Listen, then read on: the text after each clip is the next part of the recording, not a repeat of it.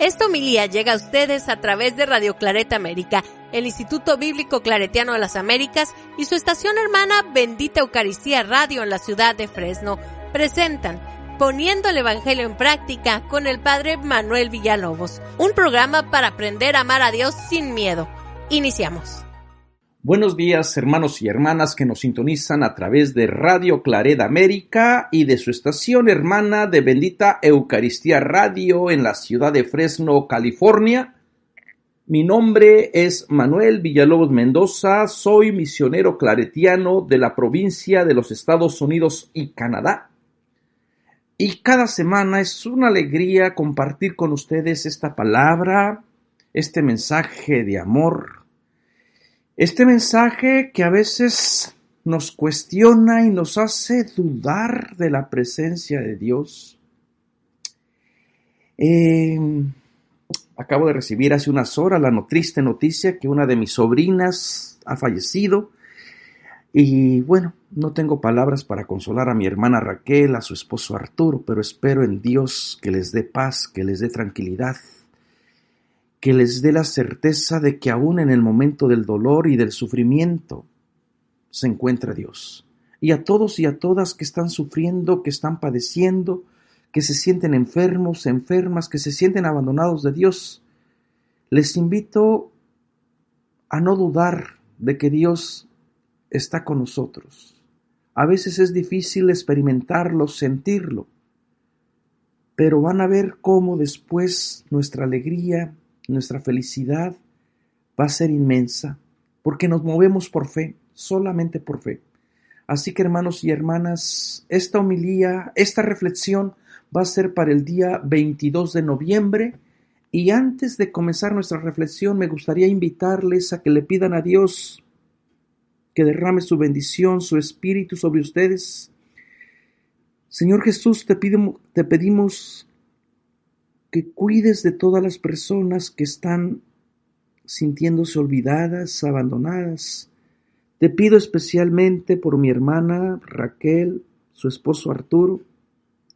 Te pido que les cuides, que les llenes de tu amor y que a la pregunta de por qué a mí, por qué se muere la gente, encuentren siempre una respuesta en tu fe, en la promesa de nuestro Señor Jesucristo, que nos dice que quien cree en Él no morirá para siempre. Te pedimos que cuides a todas las personas que están enfermas. Especialmente te pido por Luis, por Gerardo. Te pido por Antonio, por Toño, que también ha sido operado de cáncer.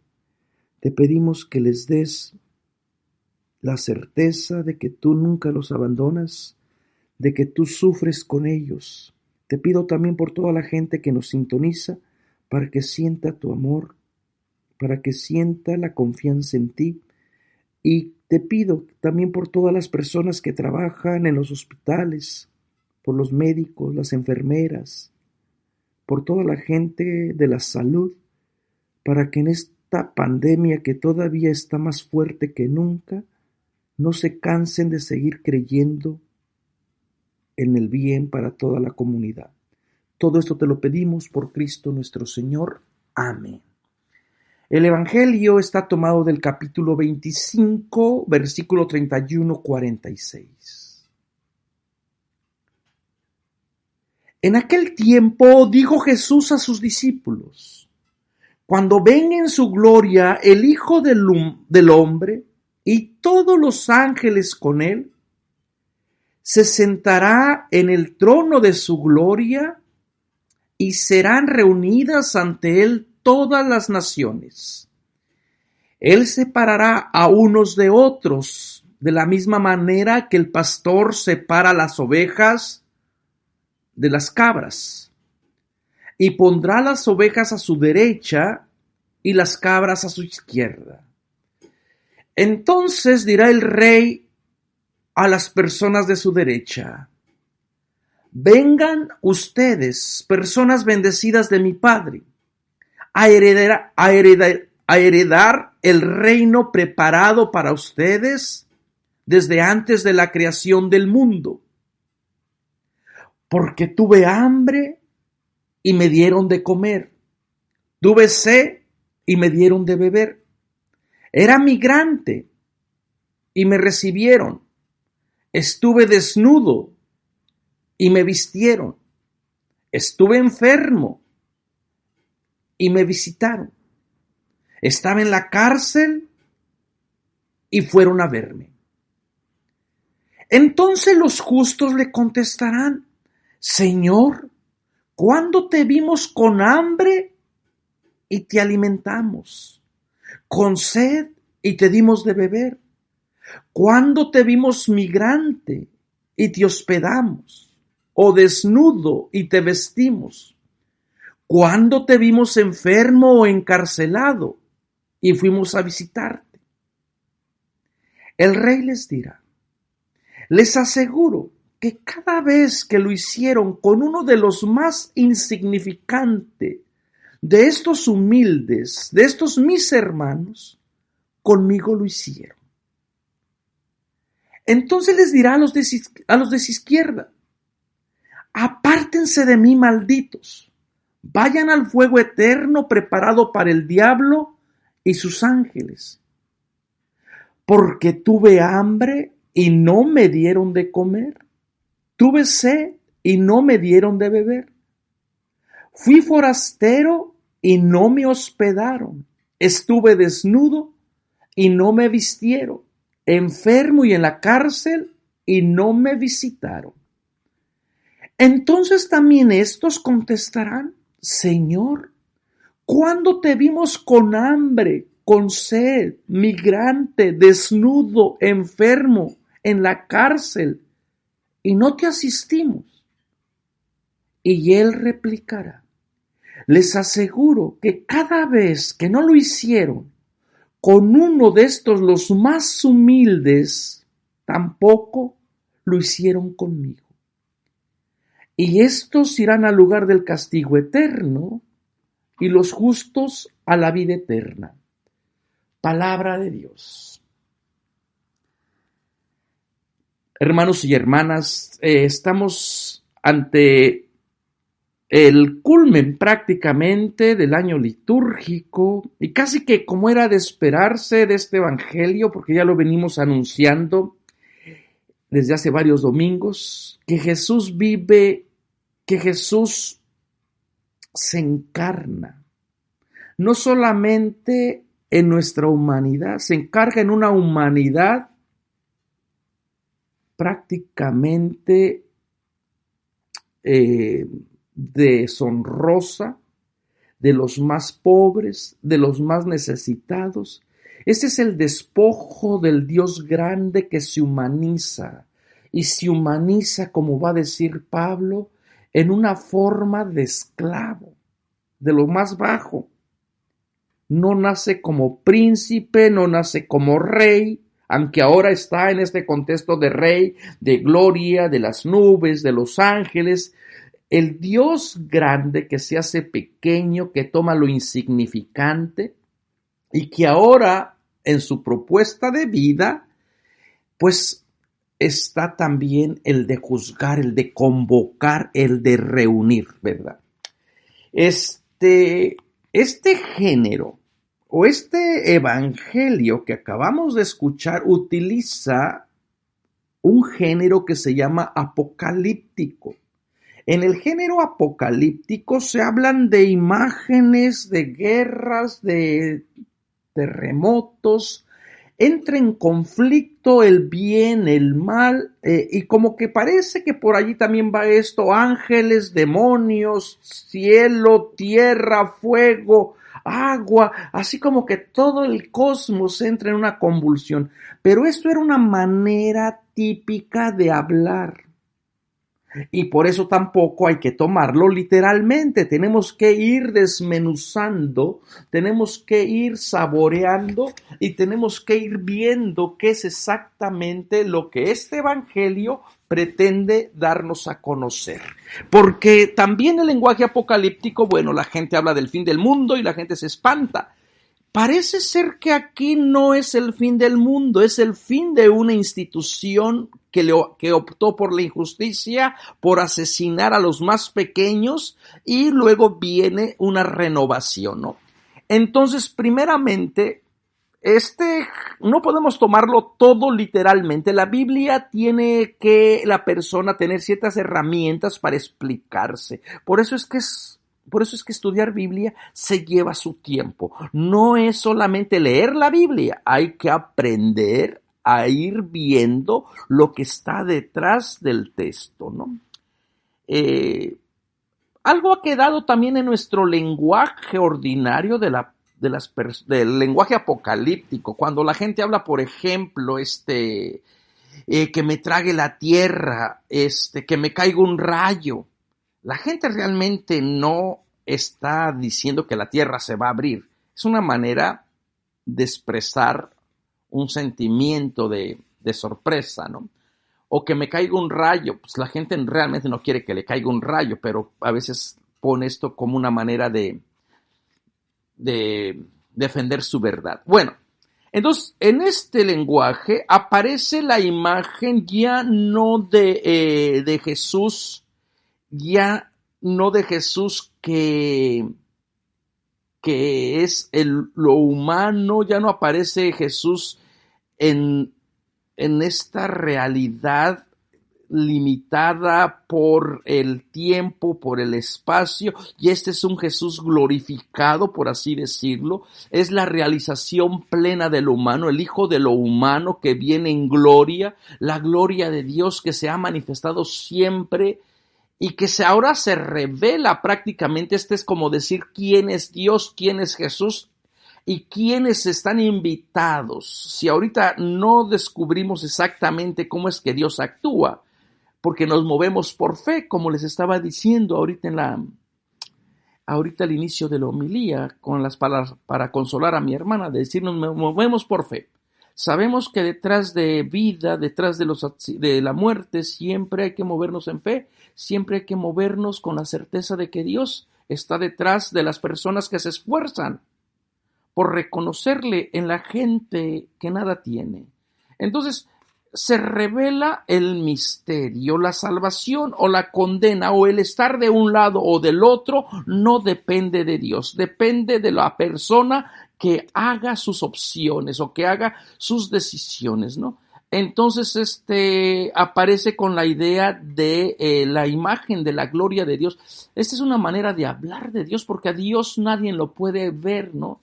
En el hebreo es la Shekinah, la presencia de Dios. Ellos creían que podían, y la presencia de Dios a veces se manifiesta por medio de la nube, por medio del fuego, por medio de un evento extraordinario. Así también es para decir, la presencia de Dios está.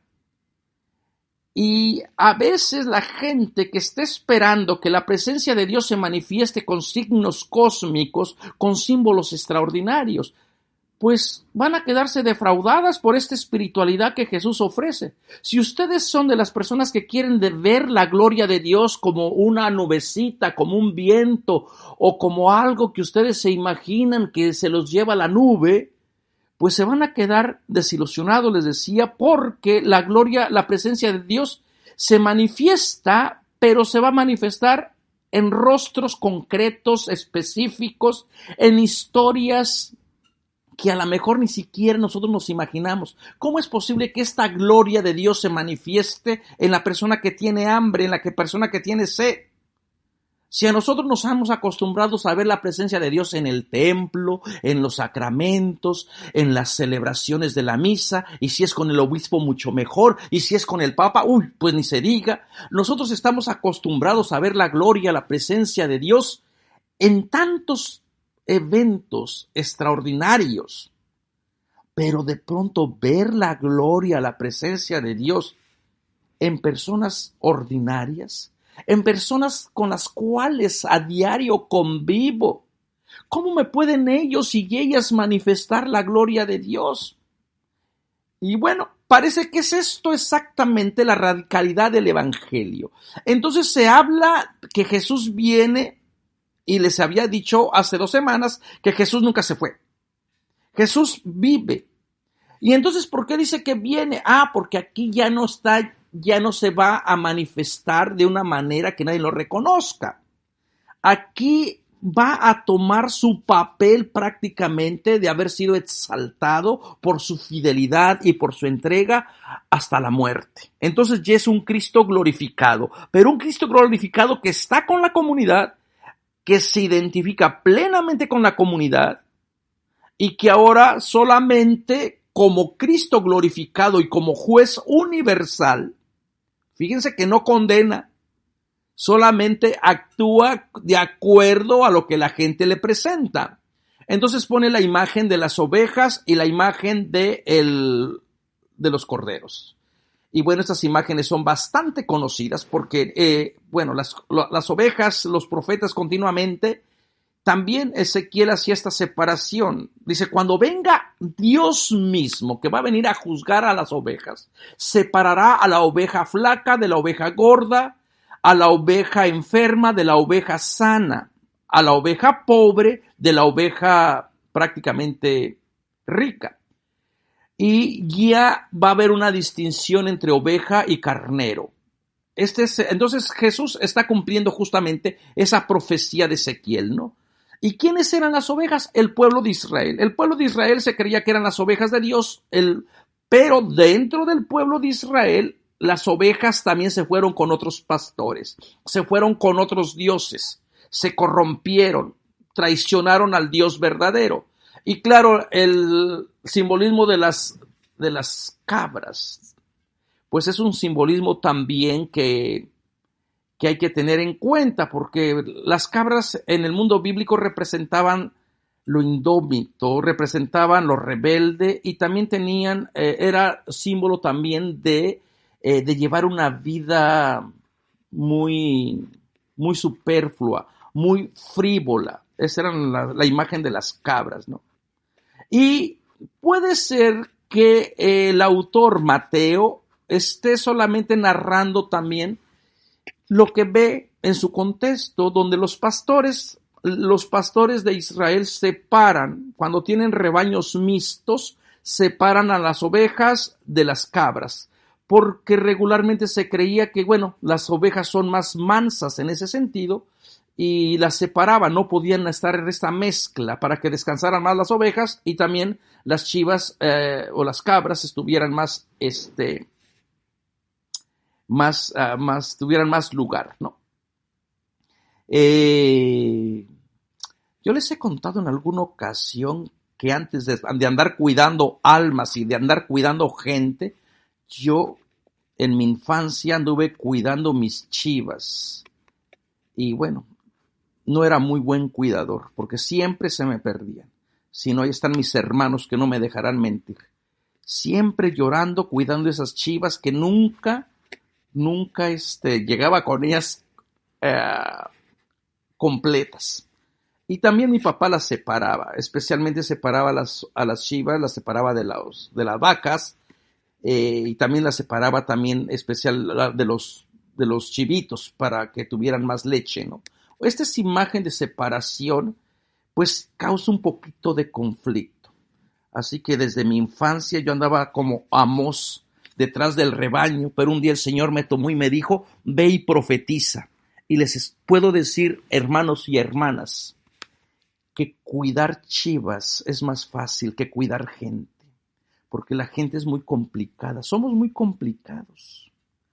A pesar de que nos muestren el camino, el amor, el cuidado que debemos de tener, nos complicamos la vida y hacemos decisiones malas.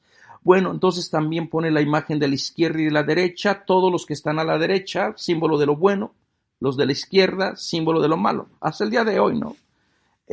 No hay términos medios, cordero o chiva, derecha o izquierda, no hay nada en medio. Y la gente es ahí donde se va a tener que estar haciendo sus opciones, va a tener que estar aprendiendo a hacer sus decisiones, ¿no? Y fíjense cómo entra en contacto primero con los de la derecha y les empieza a decir de las necesidades. Vengan, dice, vengan ustedes, benditos de mi Padre, a heredar el reino. Y fíjense entonces como que en la mente de Dios, está que el ser humano está destinado para vivir, heredar el reino, heredar la tierra. Esa era una de las bendiciones que leíamos el día 1 de noviembre con las bienaventuranzas. Benditos los que lloran, los que buscan la justicia, porque heredarán la tierra, heredarán el reino. Entonces, ahora esta es una realidad. Heredar el reino, heredar la tierra, como que eso es el plan de Dios. En el plan de Dios está que toda la gente herede la tierra. Y esto viene también desde los profetas, desde Abraham. Porque una vez que tú heredes la tierra, prácticamente no vas a tener necesidad de tener hambre, de tener sed, de estar desnudo, de ser migrante, de todas las calamidades que te suceden o que narra el Evangelio. Entonces, si en la mente de Dios está que la gente herede la tierra, entonces en la mente de Dios no está condenar a nadie. En la mente de Dios no está de que la gente se pierda. En la mente de Dios no cabe la posibilidad de que diga, Dios ha predestinado a unos a morir, a condenarse, a estar en la izquierda con los ángeles y con los en el infierno y en el fuego, y a otros a heredar. No. En la mente de Dios está la tierra se hereda para toda la humanidad, Y entonces, ¿por qué hay personas que terminan en el otro lado? Porque también Dios respeta la libertad. Entonces, el primer grupo a los que les dice que van a heredar el reino tierra, aquí y ahora. Porque eso es lo que tenemos que estar enfatizando. Porque la gente piensa que esto es lo que va a venir cuando uno se muera. Cuando uno se muera, le viene lo bueno, le viene la gloria, le viene todo. Y cuando uno se muera, entonces es que veremos a Dios tal cual es, efectivamente. Pero lo que está hablando en este simbolismo es de que el ser humano esté invitado a tener todas las posibilidades de vida y que cuando lleguemos a la presencia de Dios, pues prácticamente podamos verle cara a cara, comprender el misterio del bien, del mal, de la muerte, de la enfermedad, de por qué las cosas buenas le suceden a la gente mala y por qué a la gente buena le suceden puras cosas malas. Ese es el misterio de la vida, que cuando lleguemos a la presencia de Dios se nos iluminará. Pero entonces tenemos que recuperar esta idea de que estamos invitados a participar, a gobernar, a estar dentro gozando de la experiencia de este Dios. Y lo primero es tuve hambre. ¿Cuántas personas no tienen hambre? No solo de pan vive el ser humano, va a decir Jesús, una de las tentaciones que le puso el antidios, el enemigo. Si en verdad eres el humano, si en verdad tú dices confiar en Dios, haz que estas piedras se conviertan en pan. No solo de pan vive el humano, pero sin pan también el humano muere. Entonces, lo que Jesús está tratando de decir aquí, toda esta gente que tiene hambre, ¿por qué tiene hambre? Ya estuvimos viendo la semana pasada la cuestión de los talentos, de cómo en la mente de Dios había creado para la vida, para que no tuvieran hambre. Y este evangelio se tiene que leer en relación al libro del Deuteronomio, del capítulo 1 y del capítulo 25, donde le vienen todas las bendiciones. Si ustedes cumplen mi palabra, si trabajan en justicia, si son honrados, si son honestos, no va a haber pobres entre ustedes. Nadie pasará necesidad. Estas son las bendiciones que yo les doy, dice Yahvé tu Dios. Y entonces, ¿por qué la gente tiene hambre? ¿Y por qué Jesucristo se identifica con los que tienen hambre? Porque era la gente más desprotegida. ¿Por qué tenían hambre? Porque les quitaron su tierra. ¿Por qué tenían hambre? Porque los invadió Roma. ¿Por qué tenían hambre? Porque la religión les dijo que ser pobres era una bendición para que siguieran pobres. ¿Por qué tenían hambre? Porque prefirieron pagar el impuesto, el diezmo al templo, que nutrir su cuerpo. Entonces Jesús lo que está diciendo, mientras ustedes no sean capaces de cambiar la estructura que condena a millones y a millones a tener hambre, es no estar reconociendo la presencia de Dios. ¿Por qué la gente tiene hambre hoy? Estados Unidos se consume el 80% de los productos de todo el mundo. El resto del mundo vive con el 20% de lo que produce. Y aquí se te llenan los ojos, te da rabia de ver cuánta comida se desperdicia. Y las personas que trabajan en los hoteles, en los restaurantes, no me dejarán mentir cuánta comida se tira. Y mientras tanto, otros hermanos y hermanas, que no tenemos que ir tan lejos, que nos llena de vergüenza ver cómo no tienen qué comer mientras nosotros tenemos tanto, mientras somos cómplices.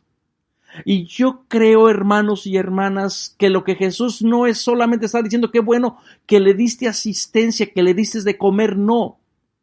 Eres justo porque luchaste por no explotar al pobre, por no quitarle su trabajo, por no robarle lo que tenía.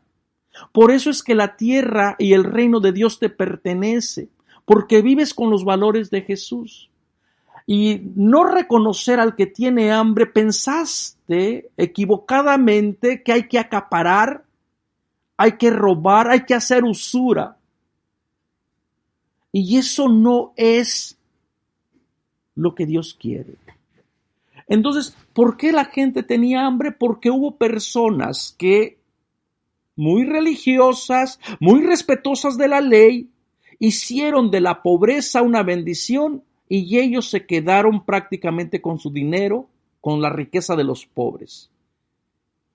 Hay mucha gente que todavía cree que Dios los bendice porque tienen mucho que comer, porque han trabajado mucho.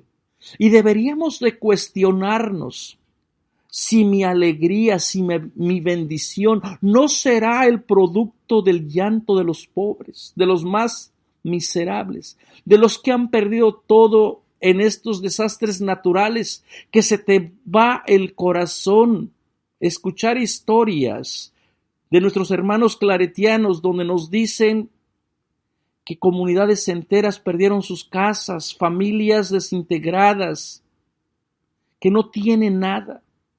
¿Cómo no movernos a la compasión, a la misericordia, al compartir? Tuve hambre y me diste de comer. No tienes que ir tan lejos para buscar a Jesús. No tienes que ir a hacer peregrinaciones, no tienes que darte golpes de pecho. Solamente ve al que tiene hambre y allí ves su rostro. Ahí te conectas con ese ser divino. Tuve sed, el agua. El agua es la vida. El agua simboliza tierra, fertilidad. Y uno de los problemas que estamos viviendo ahorita y uno de los problemas que vamos a tener es exactamente el problema del agua. Quien domine el agua lo domina todo, va a controlar todo, ya no va a ser el petróleo, va a ser el agua, ya está siendo una realidad. En la Palestina del siglo I, esas tierras yermas, secas, desérticas, sabían que solo podía ser una bendición si había agua.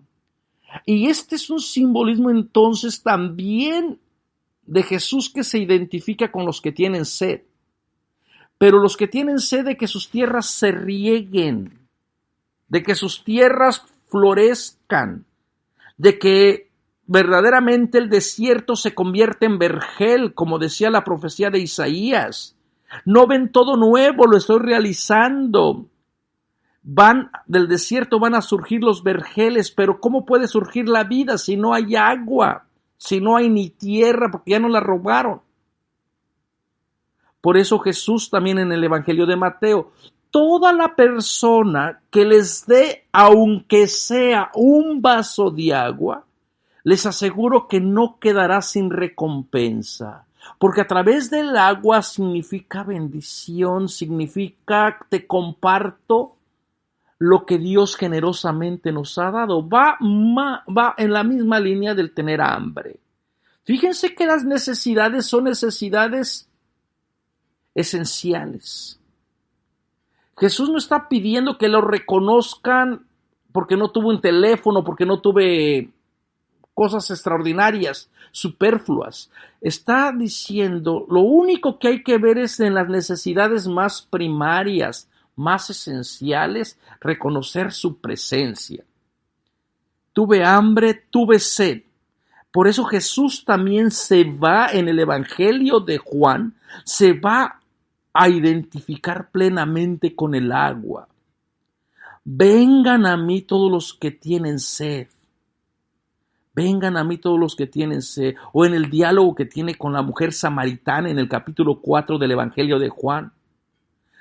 Yo te aseguro que si tú bebes del agua que yo te doy, dice Jesús, ya no vas a volver a tener sed.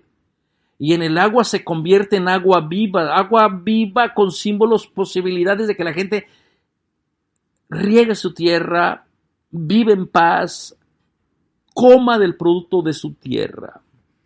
Así que, hermanos y hermanas, otra vez tendríamos que ver a quién le estamos quitando su agua. Porque a veces también las grandes transnacionales monopolizan el agua, dejan a poblados, a ciudades enteras sin agua para poder vendernos esas bebidas enfrascadas de color negro que todo mundo quiere.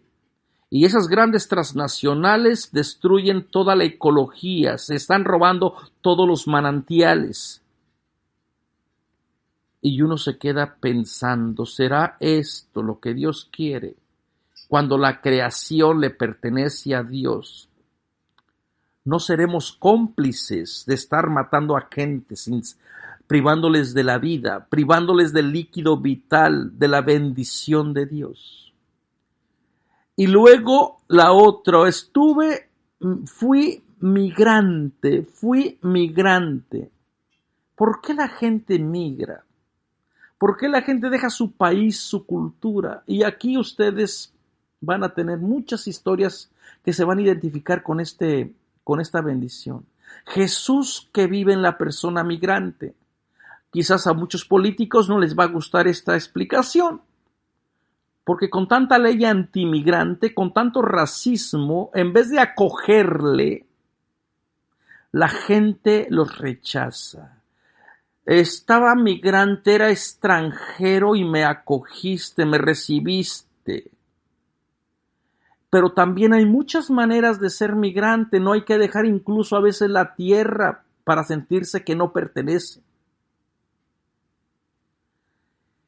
No hay que dejar a veces nuestra propia cultura. Basta con que otras personas vengan. Estoy pensando aquí en los indígenas nuestros de México, que son los más vulnerables, los despreciados, los cuales la gente se burla, los ve como si no fueran realmente humanos. No hay necesidad de dejar su propio país. Ellos viven como si fueran extranjeros en sus propias tierras. Esa es la maldición que venimos cargando de aceptar lo extranjero. Sin embargo, a nuestros propios hermanos y hermanas de nuestro mismo pueblo, de nuestra misma raza, los haces ver como si no fueran realmente humanos. ¿Cuándo será el día que podamos ver a los migrantes como una bendición de Dios? Tal y como Dios dijo allá con la historia de Abraham, en ti van a ser bendecida a todas las naciones, y en tu ser migrante tú serás una bendición para todo el mundo.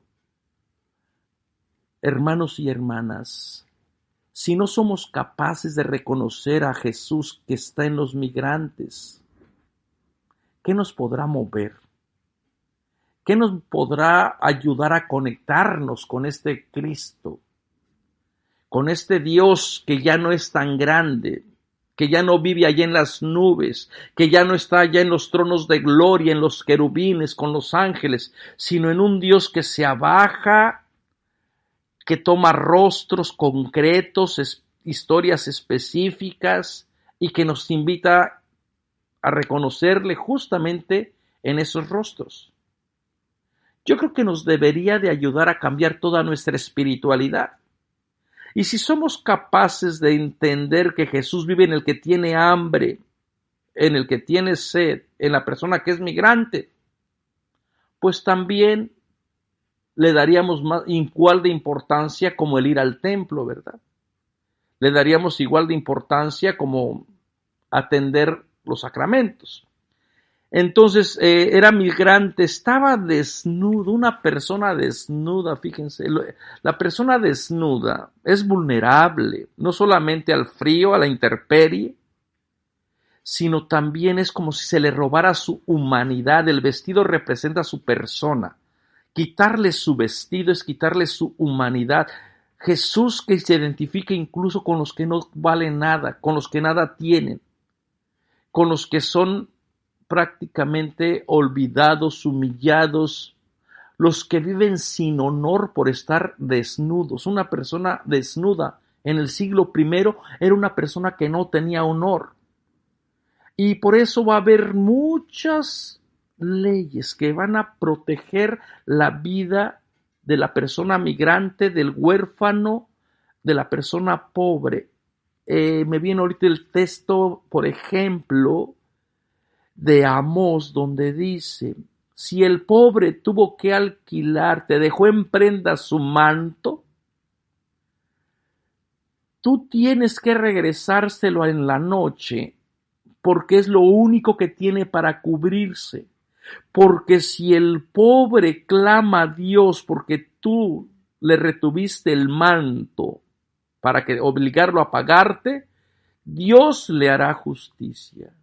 O la idea del Dios que aún que Adán y Eva violaron el orden que Dios les había tenido al no estar con Dios, al no obedecer lo que Dios quería para el ser humano. Fíjense cómo Dios no lo abandona. Dios se pone a hacer unos trajes, unos taparrabos, dice la Biblia.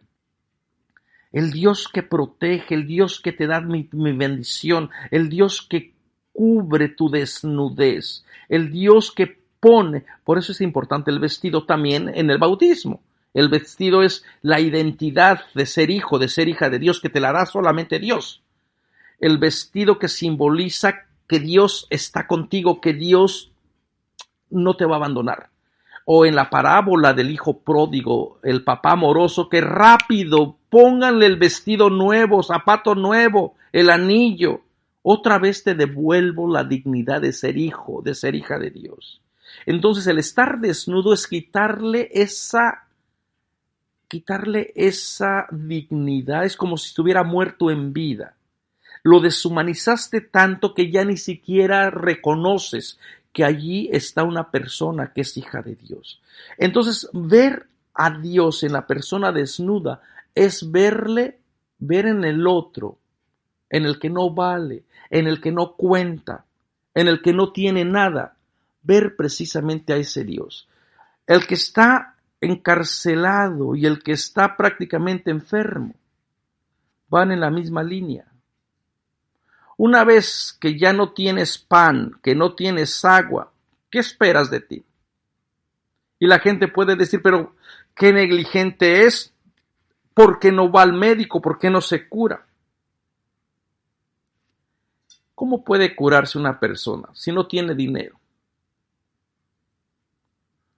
Se te llenan los ojos de lágrimas. En México muchas veces la gente primero va con la receta preguntando ¿cuánto me cuesta? Y si tienes 5 medicinas le dicen no, pues nada más deme una. Porque la gente o compra la medicina o come la familia. Entonces, una vez que la gente ya no tiene pan, no tiene tierra, lógico, no tiene agua. Si no tiene agua, va a emigrar. O sea, como que una cosa lleva a lo otro. Y aunque no emigre, va a vivir en la miseria, en la desnudez. Viene la enfermedad. No se dice el motivo de la persona que cayó en la cárcel, pero el sistema a veces es muy injusto. Los sistemas de la cárcel a veces no funcionan iguales para todo mundo. Muchas personas que están en la cárcel no deberían de estar. Habrá gente que sí, pero hay muchas personas que están libres, corruptos, que se han quedado en el poder, que se pasean a la vista de todos, y esas personas deberían de estar en la cárcel. Pero así son los sistemas, hermanos y hermanas. Entonces, toda esta idea es fallarle a los pobres, es fallarle a Dios. Fallarle a Dios es hacer una muy mala decisión. Y fíjense, esta gente se va a sorprender y lo primero que viene a la mente es todo lo que hiciste con estos mis humildes, los más insignificantes, mis hermanos. Vean la familia de Dios, la familia de Jesús, que no es la familia de los que saben mucho, los que están en el templo, los que se saben las 600, 300 leyes, los que tienen los grandes palacios. ¿Quiénes son la familia? Los hermanos y las hermanas, los pobres, los indigentes, los desnudos, los enfermos, los lisiados, los cojos. Toda la miseria humana ahora resulta que es la familia de Dios. Y entonces fallarle a esos pobres es fallarle a Dios. Y fallarle a Dios, hermano y hermana, vuelvo y lo repito, es prácticamente no creerle. Luego entonces no te extrañes que solamente Dios te ponga o Jesús te ponga en el lugar que tú decidiste estar, ¿no? Y les dirá entonces, fíjense a los de la izquierda, la parte de la bendición del otro lado de la moneda es la maldición. Apártense y vayan al fuego eterno preparado para el diablo y sus ángeles. Aquí me gustaría hacer un momentito de pausa. Les dije que a los de la derecha les dijo, vengan benditos de mi Padre a heredar el reino preparado para ustedes, para la humanidad, desde antes de la creación. Y aquí uno puede ver, decir, bueno, si a uno les corresponde el cielo, pues a los otros les va a corresponder el infierno. Pues fíjense que no. Fíjense el texto lo que dice, apártense de mí, malditos, vayan al fuego eterno preparado para el diablo y a sus ángeles. Así que si es que existe el fuego eterno, si es que existe el infierno, no ha sido en la mente de Dios preparado para los humanos. Ha sido preparado para los ángeles caídos, que fueron también los que Dios ha creado, que se rebelaron. Entonces tengamos muy en cuenta esto. Por eso es que la iglesia nunca ha dicho quién se condena. La iglesia ha dicho quién se salva. La iglesia nos ha puesto a nuestros hermanos y hermanas, a los santos y a las santas, como modelo de virtud, porque ya están en la presencia de Dios. Pero nunca te ha dicho, este se ha condenado, o si esta vive en el infierno. La iglesia se ha quedado muda, con justa razón, porque aquí la idea del fuego, la idea del fuego preparado para el diablo y sus ángeles no fue preparada para los seres humanos. Luego entonces uno nos puede decir, parece que Dios en su infinita misericordia no quiere que la persona se condene o no ha preparado un lugar prior para que la gente llegue y me caiga aquí. Ese fue un lugar habitado para la gente, para los ángeles caídos, para el fiscal de Dios, para la gente que no quiso colaborar en el plan de Dios, ¿no? Y la idea del fuego, el fuego también tiene connotación positiva y negativa. El fuego da calor, da vida. El fuego en la Biblia también era la presencia de Dios. La zarza ardiendo, por ejemplo, allá en el libro del Éxodo. O la idea de la nube de fuego que va conduciendo a la comunidad, que les va enseñando la luz en medio de la noche. Pero también el fuego, aquí en este sentido es negativo, porque va a estar asociado con la Jaena o la Geena. ¿Qué era este lugar de la Geena o la Jaena? Era el lugar del basurero, era el basurero que estaba fuera del muro de la ciudad de Jerusalén, en el valle del Ginón. Y en el valle Ginón, yo cuando voy a Israel y que les muestro dónde estaba la Jaena y a lo que se refiere el texto, esa era la basura y se asoció con la idea del mal, con la idea del fuego negativo, se asoció porque en ese valle se sacrificaban vidas humanas al dios Moloch. Y desde el punto de vista del pueblo de Israel y de Yahvé, el pueblo no podía sacrificar vida a ningún otro dios, a nadie, porque la vida es exclusiva de Dios. Entonces Mateo recoge esa tradición del fuego, del valle del Ginón, de la Jaena, para decir toda la persona que no vive con los valores de Jesús, que no ven Jesús, que no ven en el pobre, en el que tiene hambre, en el que es migrante, en el que está desnudo, en el que está encarcelado, en el que está enfermo, no ve la imagen de Jesús, va a terminar en ese basurero. ¿Por qué? Porque no es parte de la comunidad, no es parte de los valores. Así que condenar, así que mandar al infierno no es la tarea de Dios, no es la tarea de Jesús. En la mente de Dios, en la mente de Jesús, es de que la humanidad entera le reconozca en la gente pobre, en los que no tienen techo, en las que son víctimas del huracán, en la gente que vive debajo de los puentes, en la gente que vive deshumanizada y que ya se tiene que tragar el orgullo para pedir una moneda para vivir. En esas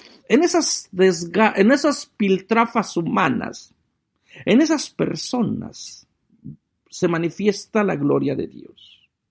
Así que no te sorprendas, hermanos y hermanas, entonces que el fuego, estas imágenes que hemos heredado del Dante Alighieri, de la Edad Media, del fuego, el infierno, los diablos, todo eso es solamente un símbolo.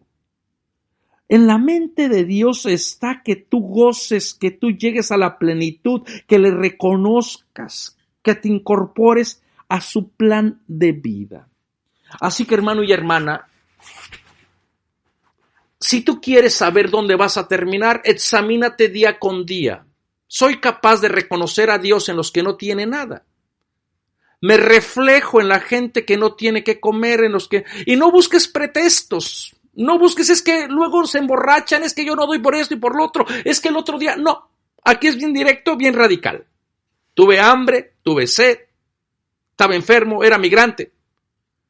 Y con estos fenómenos migratorios es que la iglesia tiene que salir y decir, aquí estamos, hermanos y hermanas, bienvenido. Porque verte a ti es ver el rostro de Dios. Y si les fallamos, vuelvo y repito, a los pobres. Pues no te extrañe que después, en la separación, no es de que Dios te quiera allá, es que tú quieres estar allá. Así que, hermanos y hermanas, los misterios se revelan. Dios no quiere condenar a nadie. Aquí solamente se condena a la persona que quiera condenarse. Como decía San Agustín, aquel que te creó sin ti, refiriéndose a Cristo, no te va a salvar sin ti. La salvación depende de ti. Tú decides qué ser, cordero o chiva. Muchas gracias, hermanos y hermanas, por sintonizarnos. Espero que estas palabritas, que hoy se me alargó, les llene de cariño, de ternura, les deje ser más generosos. Estamos haciendo una campaña para solidarizarnos con los hermanos claretianos de América Latina. Les invitamos que por favor Estados Unidos, Canadá, donde nos escuchan, se solidaricen. Esta es una muy buena manera de poner en práctica este evangelio. $5, $10, lo que sea tu voluntad. Este es un momento oportuno porque muchos hermanos y hermanas se han quedado sin nada. Gracias a las personas que escriben sus comentarios, gracias por tomarse el tiempo Y gracias también a ustedes por sintonizarnos. Nos vemos la próxima semana y recuerden que pueden visitarnos en www.ibicla.org. Hasta la próxima. Los invitamos a escuchar más programas de crecimiento espiritual y emocional en radioclaretamerica.com y a seguir en YouTube a la Escuela Bíblica Claretiana de las Américas. Visite ibicla.org.